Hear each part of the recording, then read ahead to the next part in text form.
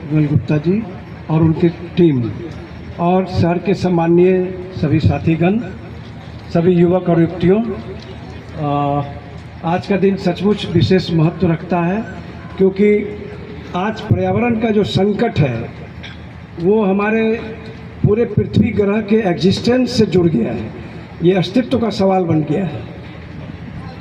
पूरी पृथ्वी अभी पर्यावरण के संकट से गुजर रही है, जिसको आप देख रहे हैं अत्यधिक बाढ़ के रूप में, तूफान के रूप में, गर्मी के रूप में, बर्फबारी के रूप में। पूरा साइकिल ही चेंज होता जा रहा है मौसम का। तो खैर ये तो बहुत बड़ा विषय है, मैं ज़्यादा समय नहीं लूँगा। आज तो हमारा मेन काम है वृक्षारोपण का। यही अर्ज करना चाहूँगा बड़े नम्रतापूर्वक कि करीब 3 साल पहले आया था एक दाह संस्कार के समय, तो देखा क्या कि सामने पूरे शहर का कचरा गिरा हुआ है।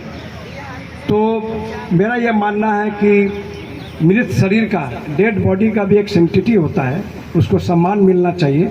3 साल पहले हमने सोचा था कि यहाँ से कचरा को हटाएंगे, तो बीच में हम लोग पुस्तकालय के कार्य में बहुत व्यस्त थे तो समय नहीं निकाल सका, लेकिन इधर कुछ महीनों से हम लोग लगातार लगे हुए थे और इस कचरा को यहाँ से हटा के इस एरिया को क्लियर किया है।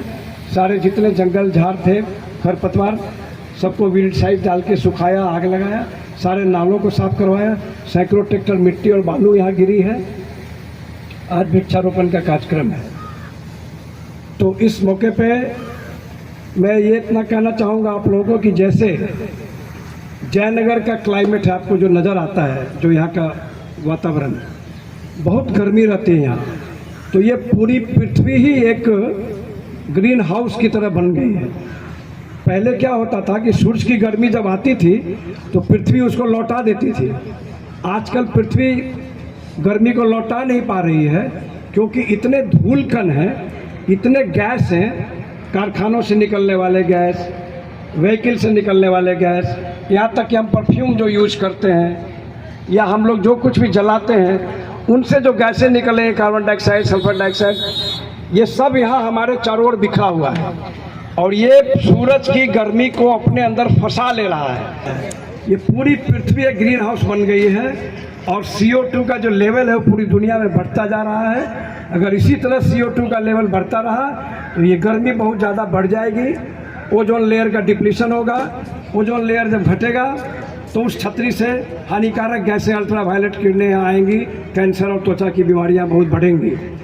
तो ये बहुत बड़ा संकट है। आप अगर समझते हैं कि जयनगर का तापमान यूं ही बढ़ रहा है, ऐसा नहीं है।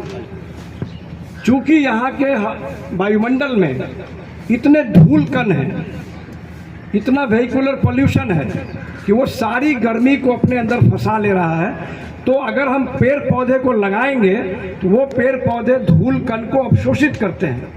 वो पेड़ पौधे चारों ओर नमी फैलाते हैं। वो पेड़ पौधे अपनी जड़ों में मिट्टियों को जकड़ के रखते हैं। वो पेड़ पौधे बादलों को आकृष्ट करते हैं। तो ये पेड़ पौधा लगाना जरूरी है। जयनगर के टेम्परेचर को कम करना है तो हमें चारों ओर वृक्षारोपण करना पड़ेगा। तो ये हमारा उद्देश्य है, बहुत बड़ा उद्देश्य है। एक छोटी सी शुरुआत हमने की है यहाँ पे, लेकिन आने वाले समय में इसको बढ़ाना चाहेंगे। देखिए ये बहुत बड़ा विषय है। मैं इस विषय में बहुत रुचि लेता हूँ। हमारे रिजर्व बैंक में डिबेट कॉम्पिटिशन हो गया तो उसमें फर्स्ट आ गया था। इसमें मैं लंबा बहुत घंटों बोल सकता हूँ, आज नहीं बोलूँगा। आज हमारे डिग्निटीज मौजूद हैं, आज हमारे समाज के लोग, जागरूक लोग मौजूद हैं। उनके हाथों वृक्षारोपण करवाना हमारा प्रमुख उद्देश्य है। तो मैं अपनी बात अभी यहीं समाप्त करता हूँ। पुनः आप लोगों का अभिनंदन करता हूँ कि आप इस नेक कार्य में भाग लेने के लिए आए हैं और मुझे पूरी उम्मीद है कि प्रशासन का और समाज का इस काम के लिए सहयोग मिलेगा। आप लोग अन्यथा नहीं लेंगे, बुरा नहीं मानेंगे। जब प्रधानमंत्री मोदी जी ने कहा था कि इस देश में देवालय की नहीं शौचालय की जरूरत है तो बड़ी आलोचना हुई थी, लेकिन मैं आपसे अर्ज करना चाहता हूँ, हाथ जोड़ के अर्ज करना चाहता हूँ। अब एक बगल में एक गया था सौराठ, 1 करोड़ का वहाँ पर यज्ञ का आयोजन हुआ। 50-60 लाख के आजकल धार्मिक आयोजनों में पंडाल बन जाते हैं और मंदिरों की संख्या बढ़ती ही चली जा रही है। सालों भर धार्मिक अनुष्ठान होते हैं, करोड़ों रुपए खर्च होते हैं। मैं हाथ जोड़ के नम्रतापूर्वक आप लोग से विनती करता हूं कि समाज थोड़ा मुक्तिधाम जैसे जगह को भी देखे।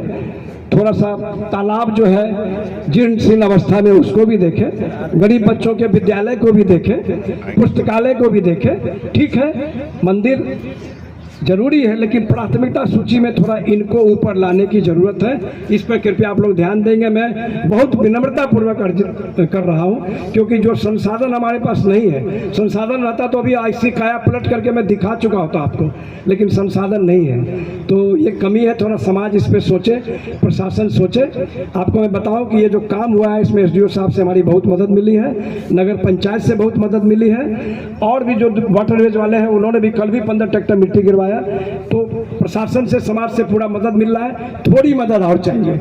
माफी चाहता हूँ, आपका वक्त ज़्यादा ले लिया, आप कार्यक्रम को आगे बढ़ाएं। मैं आंसू जो हमारे गेस्ट आए हैं उनको हम पुष्प गुच्छ देके और उनको उपहार देके फिर आगे बात आप बढ़ाइए। ठीक है।